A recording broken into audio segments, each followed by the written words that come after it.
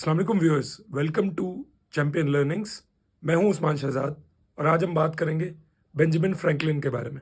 अब Benjamin Franklin जो थे वो यूएस के फाउंडिंग फादर्स में से एक थे और वो ही थे जिन्होंने इवन डिक्लेरेशन ऑफ इंडिपेंडेंस जो था उसको ड्राफ्ट करने में उन्होंने मदद की थी।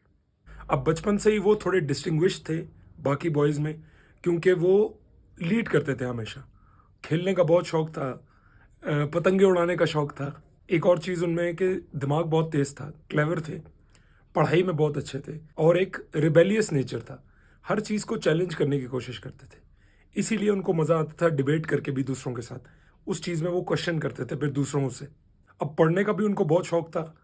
कोई भी चीज़ उनके पास हो, कुछ भी हो, वो पढ़ लेते थे। उनको कुछ भी मिल जाए पढ़ने के लिए वो पढ़ देते थे और हमेशा एक लर्निंग एटीट्यूड था उनका, सीखते रहना चाहते थे। अब उनका ये था कि उनको राइटिंग का भी बहुत शौक था और वो एक अच्छे राइटर भी थे, तो वो सीक्रेटली लिखते थे, पब्लिश करते थे अपने एसेज।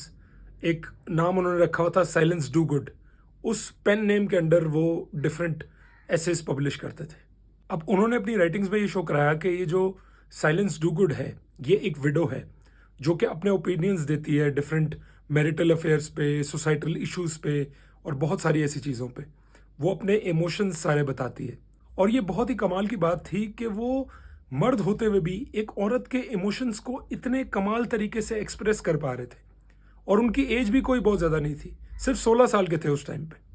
और आई थिंक ये बहुत ही एक अच्छी कैरेक्टरिस्टिक होती है एक कमाल के राइटर की, कि वो डिफरेंट माइंड्स में जाके उनको एक्सप्रेस कर सके बहुत अच्छी तरीके से।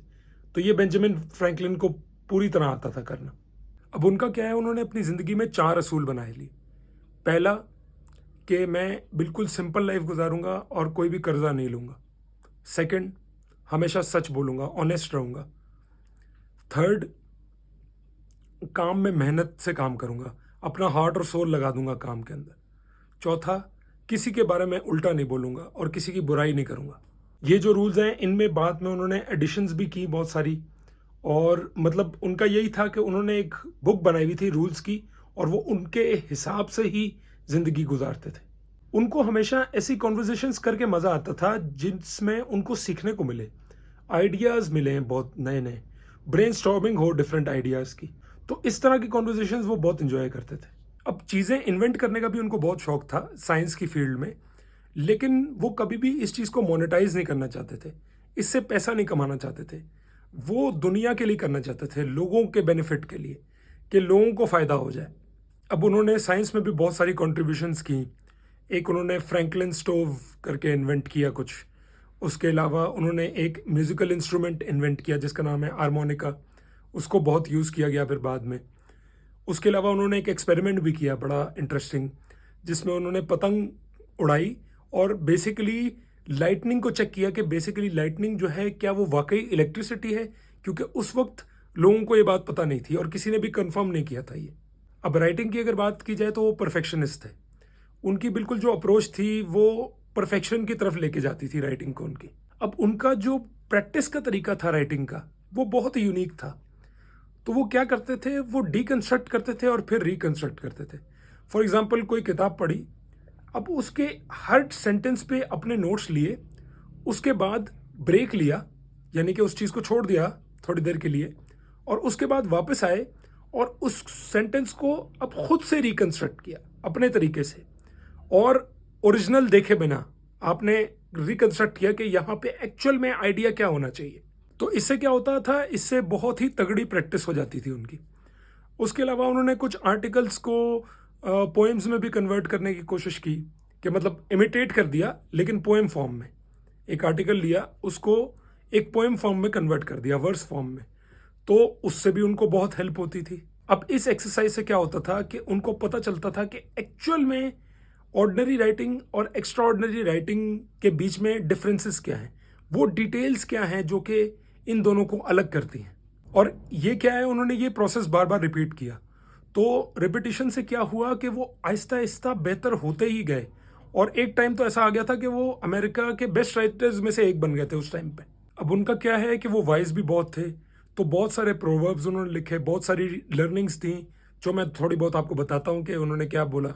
अब बेंजामिन फ्रैंकलिन के हिसाब से जो लर्निंग है एक्चुअल में वो तब होती है जब आप एक्टिवली इन्वॉल्व होते हो उस चीज़ के अंदर। आप इसी एग्जांपल से देख लो कि आपके लाइफ के जो एक्सपीरियंसेस हैं वो सारे आपको याद होंगे। क्यों? क्योंकि आप उसमें इन्वॉल्व थे। जिस चीज़ में इन्वॉल्व होकर काम नहीं करते ना, वो कभी भी चीज़ आपको याद नहीं रहती। अब बहुत सारे लोगों का ये होता है कि नॉर्मली इन्फॉर्मेशन पढ़ी और वो याद नहीं रहती। वो इसलिए याद नहीं रहती क्योंकि आप खुद इन्वॉल्व नहीं हो उसमें। अगर आप इन्वॉल्व होते तो आपको सब कुछ याद होता। एक बड़ा ही कमाल का कोट है बेंजामिन फ्रैंकलिन का, many people die at 25 and aren't buried until they are 75। अब इसका मतलब यह है कि कई लोग 25 साल की उम्र में ही मर जाते हैं। मर जाने का मतलब ये नहीं कि फिजिकली मर जाते हैं, उनके एम्बिशंस, उनके गोल्स, उनकी ग्रोथ, हर लेवल पे उनके अंदर सब कुछ मर जाता है। देखा जाए तो वो कहने के लिए बाहर जिंदा हैं लेकिन अंदर से जिंदा नहीं है। अंदर उनके सब कुछ मर चुका है। बहुत सारे लोग प्रेशर में आगे कुछ ऐसा करने लग जाते हैं जो कि उनको करना पसंद नहीं होता और उनका एक्सप्रेशन भी बंद हो जाता है, यानी अपने आप को एक्सप्रेस भी नहीं कर सकते उस चीज़ में और मतलब डेड हो जाते हैं अंदर से। तो ये आपको नहीं करना है। अपने अंदर के बच्चे को हमेशा आपको जिंदा रखना है। एक बेंजामिन फ्रैंकलिन का और है कि आप अगर नॉलेज में इन्वेस्ट करते हो तो आपको बहुत फ़ायदा होगा, क्योंकि नॉलेज ऐसी चीज़ है जो कि एज अ पर्सन आपको ग्रो करवाती है। आप सीखते हो, फिर उन चीज़ों को आप अप्लाई कर सकते हो ज़िंदगी में और आप अपनी ज़िंदगी को बेहतर कर सकते हो। तो वो चीज़ का हमेशा फ़ायदा होगा आपको ज़िंदगी में। अगर नॉलेज प्रैक्टिकल है, ऐसी चीज़ है जो आप ज़िंदगी में यूज़ कर सकते हो, तो कभी भी नुकसान नहीं होगा उस चीज़ का और वो बर्डन भी नहीं है आपके माइंड पे, क्योंकि वो तो आपको आज़ाद करेगी। एक उनका फाइनेंशियल पर्सपेक्टिव भी था कि जो स्मॉल एक्सपेंसेस, छोटे अखराजात जो होते हैं, वो जो है वो बड़े ख़तरनाक होते हैं, क्योंकि वो आहिस्ता आहिस्ता मल्टीप्लाई होता जाता है। बल्कि इस चीज़ को उन्होंने एग्जाम्पल दिया एक शिप के साथ भी कि एक छोटा सा होल भी हो अगर शिप में, तो आहिस्ता आहिस्ता वो बढ़ता जाएगा। तो इसी तरह छोटे अखराजात अगर हैं तो वो बढ़ते जाएंगे, मल्टीप्लाई होते जाएंगे आहिस्ता आहिस्ता। तो उस चीज़ को आपको हमेशा चेक में रखना है और उससे बच के रहना है हमेशा। एक बेंजामिन फ्रैंकलिन का और है बड़ा कमाल का quote, they who can give up essential liberty to obtain a little temporary safety deserve neither liberty nor safety.